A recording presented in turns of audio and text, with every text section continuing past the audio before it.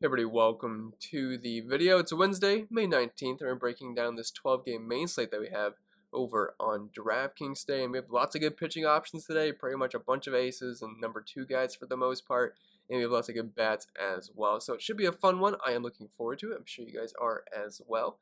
And if you do find this video helpful in any way possible, please leave a like. And if you're new to the channel, hit that subscribe button. It really helps me out, and I really do appreciate it. If you don't follow me over on social media, I'm at Pennell16 on Twitter and cpen16 over on IG. And if you do want to help support the channel over on Patreon, link is down below for that. If you do want access to some extra content, projections, optimizer, ownership projections, rankings, cheat sheets, data sheets, Discord community, all that fun stuff, link is down below. But I think that's it for the plug. So without further ado, let's dive into today's video. And as per usual, we'll start with the pitchers, then move on to the bats. And there's lots of good pitching options today, several aces to talk about, and some other solid pitching options as well to save some money. But up top, we have our ace of the slate, Corbin Burnes, $10,300. He is having an absolutely phenomenal season. I mean, there's really no downside using Corbin Burnes pretty much every single time he's on the mound. I won't say I love the matchup here versus the Royals. They were actually kind of stingy this season, and we saw last night with Brandon Woodruff where he had a really good game. He just didn't get the strikeouts. They're not really striking out that much versus right-handed pitching as well this season. If you want to pull up their numbers, I mean, I'm not really overly concerned about Corbin Burnes' strikeout upside, but Brandon Woodruff's a guy that had around a 37% K rate, and he only had 4 strikeouts last night. I realize that can be a bit of an outlier. It's only one outing, but just something to keep in mind. But I still think Corbin Burnes can probably get close to 10 strikeouts in this game. But if we're looking at the Royals splits versus righties this season, as you can see, they're not terrible. Only a 23.5% K rate, close to a double-digit walk rate. Some actually decently solid numbers here, but I always give the advantage to elite level pitching here, and Corbin Burnes definitely has that upside in him so far this season, or dating back to last season, I should say. He's got a near 40% K rate, 2.3 xFIP, 2.4 Sierra, 1.91 ERA, and 14 Ks per 9, not giving up any power whatsoever and a lot of ground balls. So if you had the money for Corbin Burnes today, I don't think he's a bad option by any means. I just wouldn't say he's my favorite pitcher on the slate. I'll get to him in a little bit, but you can't go wrong with Corbin Burnes pretty much any single time he takes the mound. And Max Scherzer here, $10,000. It's going to be a little interesting to see what the ownership is on Max Scherzer versus Corbin Burnes, because obviously Max Scherzer is one of the best pitchers in baseball. He has been for quite some time, but looks like the wind's going to be blowing out a little bit in Wrigley Field. Now, it looks like it's going to be close to just going across the field, which will be neutral to pitching and hitting, but as of right now, it looks like it's slightly going out to left, which would be a boost for the bats. So something to keep in mind, and it looks like it's around 15 miles per hour, which would be a significant amount of wind to make me, kind of just really look into that and give a boost to the bats. That's something to keep in mind, but even then, the Cubs still have to hit the ball to be able to put the ball in play. And Max Scherzer, we know, could definitely rack up these strikeouts. I think he had, a 15 strikeout game versus the New York Yankees 2 starts ago, and looking at Max Scherzer's numbers since last season, they're obviously pretty good. They're not quite as good as Corbin Burnes, but 100 pitches per game, 3 ERA, 3.3 xFIP, 3.15 Sierra, 33% K rate, 12 Ks per 9. These are pretty good numbers. He will give some fly balls and some power, especially to lefties. And if the wind is blowing out, I'm definitely going to have some concerns there, because maybe a guy like Jock Peterson or Anthony Rizzo could, take them deep. And if there's guys on base, that would obviously be trouble at $10,000. So just something to keep in mind. But the Cubs do strike out quite a bit versus right-handed pitching this season. So far this year, they're at a 26.1% K rate. Their other numbers are pretty good. They do have decent power, decent WRC plus, good WOBA, good on-base percentage. So I'm not loving the matchup here for Max Scherzer, but he's definitely an option at $10,000. So you can't quite get up to Corbin Burnes. My favorite pitcher on the slate here is Jack Flaherty at $9,700. He just gets a nice softball matchup here versus the Pittsburgh Pirates, and he's been pretty darn good for about a month or so now. Only a 2.87 implied team total against him. Pretty heavy favorite, 7.5K prop as well. And if you're looking at his numbers since last season, they're not going to look overly impressive when you compare it to numbers like Max Scherzer and Corbin Burnes, but still fine nonetheless. 3.6 xFIP, which is kind of right on par with his ERA and Sierra. Close to a 30% K rate, 10 Ks per 9. Not really giving up much power, but just a really nice matchup here versus the Pirates at home. Looking at the Pirates splits this season versus right-handed pitching, they're not striking out a ton, only a 23% K rate, but virtually no power, low WRC plus, low WOBA. Base percentage is above 300, but even then, that's not amazing. So Jack Flaherty, my favorite pitcher on the slate, at $9,700 once you factor in price tags in matchups. If you can get to him in Corbin Burnes, I would feel really good about that, but it's also going to take $20,000 exactly of your money, so it's a bit much, but it could definitely work out. We had Yu Darvish and who was the other pitcher that night? I think it was Garrett Cole. We all played them. Those guys, I think they were both above 50% owned in cash games. So there's some slates where that can work out if we have enough value to make it work. And with it being a big slate, we should be able to find enough value to make it work if you do want to double spend up tonight. John Means, $94. He threw a no-hitter recently. Not that we can expect that every single day, but the guy is becoming an excellent pitcher. He has an elite changeup. It's one of the best pitches in baseball. I was looking at swinging strike numbers, and I think the changeup's like one of the highest in the entire league. But anyway, good matchup here versus the Rays. I don't really like picking on the Rays too much, especially in Camden Yards, where it's a massive park upgrade for these guys, but they also strike out a ton. If you're looking at their splits versus left-handed pitching this season, the Rays are striking out at a 31.9% clip, which I think is only behind the Detroit Tigers. 284 on base percentage, 88 WRC plus, 143 ISO, not really walking that much either. So it's a pretty good matchup here for John Means. I think he does profile well. I don't like the park that he's pitching in, so that can always be a bit dangerous, but he's got a 26% K rate since last season. Doesn't really walk many guys. Doesn't give up a ton of power, and overall has some pretty solid numbers. So I think John Means is a fine tournament play. I don't think a lot of people will go there in cash games, especially with what the Rays did last night, and there's pitching in Camden Yards, but still think John Means should have a pretty solid day, and with a lot of people going to Jack Flaherty, I think he's like a direct pivot if you're looking for lower ownership. Zach Eflin, $8,300. He's not the most exciting pitcher in the world, but if he can do anything close to what Zach Wheeler did last night, I think he should have a solid day, $8,300. He might be your chalky SP2 tonight, just because Miami, it's a pretty good matchup for a righty, and 3.58 implied team total here. He is a slight favorite, 6K prop as well, and you're looking at his numbers since last season. 26.7% K rate's pretty good, doesn't really walk many guys. Will give up some power, which is, I mean, I'm not really overly concerned about that going up against Miami, because so far this season, looking at their splits versus righties, they really haven't had much power. 131 ISO, 26% K rate, 294 WOBA, and 89 WRC plus. So this is a pretty good matchup for Eflin, $8,300. If you can't go double spend up today, I think Eflin's one of the better options at SP2 tonight. And then Shohei Ohtani, $7,400.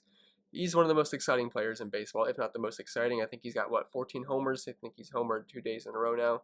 He does have the league lead in homers. Now, pitching, he's obviously having a good year pitching, like ERA-wise and strikeouts, but it can be a bit scary because some of the underlying numbers, 5.15 SIERA, 4.3 xFIP, those numbers do scare me a little bit. And the scariest thing is probably this 22% walk rate, which is awful. But he does get strikeouts, 34% K rate. He's got a 0.64 ISO given up, 51% ground ball rate, 31% fly ball rate. So those numbers are good. It's just the 34% hard contact rate and the 22% walk rate does make me a little bit squirmish here, and 9 walks per 9, because he just can't keep getting away with walking guys and then just not getting blown up, which has been the case this season. So I'm a little bit concerned about that. But the Indians lineup, outside of a couple guys, I know they went off last night versus Andrew Heaney, but outside of Jose Ramirez, Franmil Reyes, and it's kind of about it. I mean, there's some okay bats besides those guys, but if he can just get around those guys, he should be fine. $7,400 for a guy that's got a 34% K rate. Does sound pretty good to me. 14 Ks per 9, which is actually more than Corbin Burns. It's a smaller sample size because he didn't have any pitching stats last season. But Shohei Ohtani obviously has a ton of upside. It's just a little bit scary rostering him because of that walk rate. I just don't think he can keep getting away with this. And if we're looking at the Indian split versus righties this season, are striking out at 24.1% clip, not really walking much, which I guess is a good thing for Shohei Ohtani. They do have some decent pop, but the other numbers are kind of just okay for the most part. So I think Ohtani is a fine option if you're looking for some strikeout upside. Only a 3.5 implied team total against him, 7K prop, and a slight favorite as well. But that being said, I think that's it for the pitching. I don't like any of the dirt cheap options. Chris Bubic worked out last night, so that was pretty cool. He's only $4,000. I was a little bit scared about recommending him, but ended up working out. Didn't give up any runs. Unfortunately, I don't think he got the win because the Royals didn't score until the 8th inning, and I think he got taken out after he went through 6. But yeah, decent day for the 4K guy. But yeah, that's it for the pitching, so let's move right on to the bats. And as per usual, we'll go with the catchers at first, then we'll move around the diamond and hit the outfield as well. And you always got to keep in mind these things can change throughout the day if guys don't make the lineup or if they're switched around the lineup. Like if a guy projected to bat 8th ends up hitting 2nd, it's definitely a big boost for them and makes them in consideration for cash games and things like that. So that's just something to keep in mind. But we'll start up top here with Christian Vasquez, $4,500. This Boston-Toronto game is definitely going to be a good source for runs tonight, in my opinion. They're playing in that sandbox, not in Toronto, but in Florida, because that's where Toronto is playing right now. And that stadium is super small, and it's definitely a hitter's paradise. So That's why implied team totals look like Coors Field numbers for the most part. It's basically been Coors Field this year, but like pretty much all the bats here. Ross Stripling's on the mound for Toronto, and then Garrett Richards on the mound for Boston. Even though he has been pitching well recently, you can definitely sign me up for both offense tonight. Christian Vasquez here. I mean, the numbers haven't been super impressive for him this year, but Ross Stripling's not an overly elite pitcher by any means. Looking at his splits since last season, he's got a 5.86 ERA, which is worse than what his xFIP and SIERA is, so getting a little bit unlucky. But even then, giving up a 288 batting average, 237 ISO, 366 WOBA. So you can definitely sign me up for all the Red Sox for the most part. It is a hard team to stack though, because they are pretty expensive, but there are some decently cheaper options that you could, decently cheapish options, I should say, that are viable. Omar Narvaez, $3,500. Brad Keller, not the worst pitcher out there, but in a small sample size this year, Omar Narvaez is playing pretty well with a 367 batting average, 171 WRC plus, and a 450 on base percentage. And those numbers are obviously better, even better. You look specifically to right-handed pitching, so I think Narvaez is a fine option versus Keller, who's just kind of a middle-of-the-road pitcher for the most part. He will get a lot of ground balls, so it's kind of annoying to stack against him, but I think you can use a few of these guys as one-offs. And then Denny Jansen, $2,800 if you're just looking for a cheap option on the Blue Jays, which look like one of the, if not the best stack on the entire slate today. I think Denny Jansen's a fine cheap option, even though his numbers have been absolutely putrid this year. Then dropping down to first base, we have Vladimir Guerrero, $6,200, super expensive, but we know he has all the power in the world. Going up against Garrett Richards here, who hasn't been terrible in his last few starts now, but he's definitely not that great of a pitcher either, and they do have the current highest implied team total on the slate at 5.16. I'll be interested to see what the Nationals total comes out as, because it's not out yet, but if the wind is indeed still blowing out, I could see their total being well above 5 versus Jake Arrieta. They got quite a few lefties that do profile very well versus him, and obviously they have Trey Turner as well, so kind of interested to see what that total will be. But anyway, still like Vlad here. I mean, his numbers have been great this year, batting 329, 450 WOBA, 287 ISO, 615 slugging, and OPS above 1,000 with only a 15% K rate. He's actually walking more than he's striking out. So if you had the money for Vlad, if you're just full stacking the Jays, obviously he's an elite option here. And if you're looking at Garrett Richards' split since last season, again, not a terrible pitcher, guys. About a 4 ERA with a 4.37 xFIP, 4.5 SIERA, 21% K rate. But we're in that not pitcher's paradise, the hitter's paradise, where the Blue Jays are playing in Florida. Nate Lowe, it's Brandon Lau and Nate Lowe. I think that's what it is. I always get those confused. But $3,900, just a cheap lefty with a little bit of pop versus Corey Kluber. I know Corey Kluber hasn't been awful this year. I think we were thinking he was going to be much worse, but he's actually kind of been okay for the most part. I had that really good game. I forget who he was against, but I think he had around 40 fantasy points. But just if you're looking for some cheap lefty power versus Corey Kluber, I don't hate using Nate Lowe here, because first base, the cheap options just really aren't that great today. I think most people would go Josh Bell here at $3,500. I assume he will be the chalk galore at first base, because he profiles better versus right-handed pitching, and we typically love lefties versus Jake Arrieta. It looks like the wind's going to be blowing out in Wrigley today, which is a massive boost for bats. I assume the Nationals total is going to be around 5 today, so $3,500 for a guy that's hit right in a prime spot in the order with pretty decent power versus righties. I think Josh Bell makes plenty of sense today. Definitely going to be one of the higher owned bats on the slate, in my opinion, as of right now when I'm recording this video. Then dropping down to second base, we have Marcus Semien, $6,200. I have a hard time paying that much money for Marcus Semien, but he has shown some decent pop this year, not doing too bad whatsoever with a 273 batting average, 353 WOBA, and a 211 ISO. Looking at those strikeout numbers, he's striking out at a 26% clip, which is never the greatest thing in the world, but he is getting a lot of fly balls, which is a positive. 50% fly ball rate this year compared to only a 29% ground ball rate. So, like I said, I like pretty much all the Blue Jays for the most part. Josh Harrison's $3,400. He's just kind of part of that national stack where he's not overly expensive, and the national stack's not that bad. Outside of Trey Turner and Juan Soto, you can easily stack these guys up, and you're going to see that later on where a couple of these guys are pretty cheap. So, I do like all the Nationals today for the most part. I prefer Harrison versus lefties, but I'm not really overly concerned about anybody versus Jake Arrieta, to be honest. Then Kike Hernandez, $3,300, just cheap Red Sox exposure for the most part. He's probably going to end up being pretty popular today.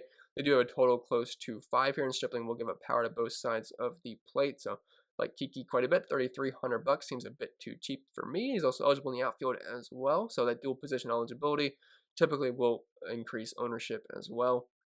Then dropping on third base, we have Rafael Devers, $5,500.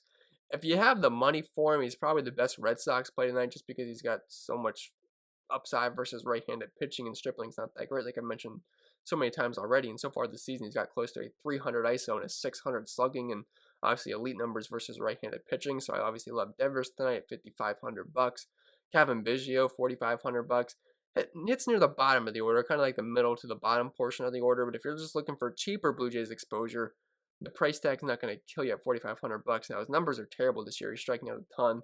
Near a 30% carry with a 15% walk rate's not terrible, but 120 ISO, 214 batting average, only a 300 WOBA, 333 slugging. Not overly impressive, but if you're just looking for some Blue Jays exposure, don't hate Biggio. And Starlin Castro, $3,300. Again, like Harrison, I prefer him versus lefties. But if you're just looking for cheaper Nationals exposure, Castro at $3,300 hitting the middle of the order is not that bad. Then dropping down to the shortstop position, we have Trey Turner, $6,000, like the fourth National we've talked about. Yes, I do prefer lefties versus Jake Arrieta, but Trey Turner's elite versus righties and lefties. He's got plenty of stolen base upside. He's got power. He hits for a high batting average. Doesn't really strike out too much. There's virtually no downside to using Trey Turner outside of that expensive price point, so I do like him quite a bit. Xander Bogaerts, $5,900. Again, I like this entire game. If you name a bat in this game, I probably like him. I can't really think of one I don't like. I know I didn't list Bo Bichette here, but I did want to list like 3 guys around $6,000, so I put in Gleyber Torres at $3,900, but just know you can definitely play Bo Bichette today. He's just pretty expensive. I don't want to list 3 of these guys. But Gleyber Torres should be back from the COVID list, and he is pretty cheap, $3,900. There's going to be a lefty on the mound for the Rangers. I've seen 2 things say Kobe Allard, and then I saw another thing say, is it Kang? But they're both lefties, so either way, doesn't really matter. But it might be a mixture of both. I'll have to double check into that. But either way, not overly concerned about who's pitching for Texas today. I think the Yankees, which I've said this the past couple nights, look like a decent stack day. There's no team total out yet. I'm assuming that might be because there's not a confirmed pitcher yet. I have to see who's actually on the mound here, but it should be a lefty. And we got plenty of guys on the Yankees that do hit left-handed pitching pretty well. So I do like Gleyber Torres at only $3,900, assuming he is back today. Aaron Judge, $5,900. Just massive power upside versus no matter who's on the mound here. So do like him quite a bit. But I totally understand if you don't want to go that route tonight because the Yankees have been absolutely killing you, but they should have some decently low ownership. And I'd obviously prefer getting to Juan Soto or JD Martinez just because I like those offenses a little bit better tonight. But Aaron Judge, if you're looking for the Yankees that may be lower ownership than what they have been, I think he's a fine option versus Texas. Juan Soto, $5,800. If you had the money for him, he's probably one of my favorite, if not my favorite, spend up of the entire slate.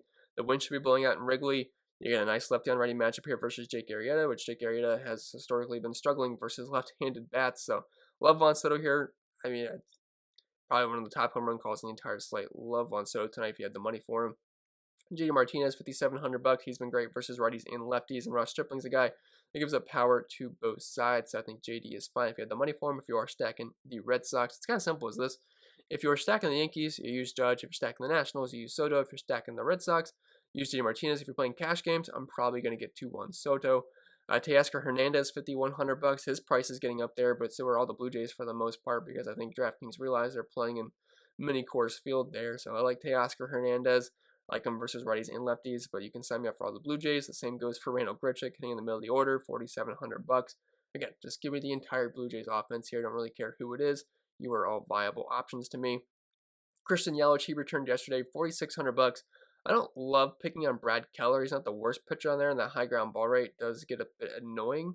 But still, he's pretty cheap for the most part. I know he's been striking out quite a bit since last season, but you get a nice lefty-on-righty matchup here for a guy that's got plenty of upside, so I don't hate Christian Yelich at $4,600, even though I'm not in love with the Milwaukee Brewers offense tonight. Mitch Haniger, $4,500. Tarek Skubal, he's not, I wouldn't say he's awful. I think he'll be okay down the line, but he gives up a lot of homers, lots of fly balls, lots of power, so you can definitely look at some of these righties on Seattle for some power upside. I think Cal Lewis is viable as well, and there's some other guys, but I don't think a lot of people are going to go with the Mariners tonight, especially when they got no hit by Spencer Turnbull, and I feel like the Mariners get no hit almost every single week, it seems like at this point.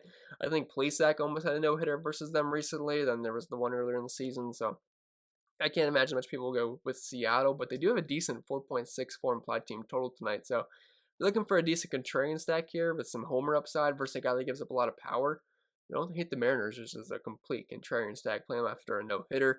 Kyle Schwarber, $4,100. He'll probably be really popular tonight. Should be betting cleanup. You got the righty on the mound, and you like lefties versus Jake Arrieta. And Kyle Schwarber does hit not lefties, hits righties pretty well and does have some decent pop versus them. So I think Kyle Schwarber's a pretty solid play. Then Alex Verdugo, $3,800. If you're looking for a cheaper option on the Red Sox. Guys like Kike Hernandez and Alex Verdugo do grade out pretty well. They hit near the top of the order, which makes them perfectly fine for cash games. And you have the nice lefty-on-righty matchup here versus Ross Stripling with Alex Verdugo. But that being said, guys, I think that's going to be it for the video. So I hope it was helpful, and if it was, make sure you leave a like. And if you're new to the channel, hit that subscribe button. It really helps me out, and I really do appreciate it. While you're at it, hit that notification bell as well, so you don't miss out whenever new videos do get posted. If you want to follow me over on social media, you know where to find me in the bottom hand corner of your screen. And if you want to support the channel over on Patreon, link is down below for that, for the projections, optimizer, ownership projections, rankings, cheat sheets, data sheets, Discord community, all that fun stuff. Link is down below. There's a few hundred of us over there, so come and check it out if you want. I do cover other sports as well, but I think that's it. I'm going to stop rambling. Hope the weather is wonderful wherever you are. It is here, so I'm going to be tanning all day for the most part. But I'll see you guys in the next video.